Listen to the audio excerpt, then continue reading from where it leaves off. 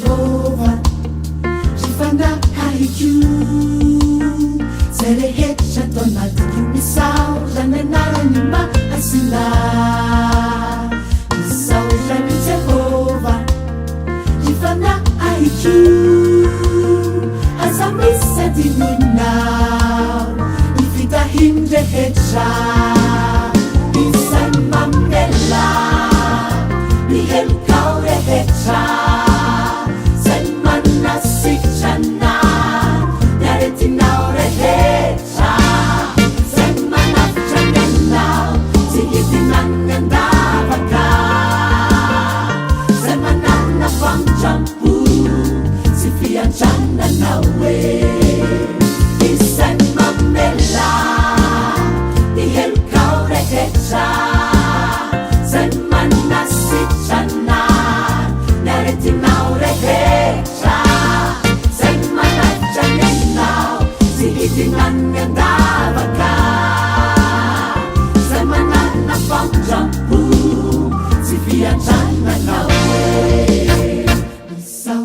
Jehovah, Jifanga Haiku, Zelehecha Donald, Misao, Janenara Nima, Asina, Misao, Jani Jehovah, Jifanga Haiku, Azamisa Dinuna, Ifita Himde Hecha, Isan Mamela, Nihel Kaure Hecha.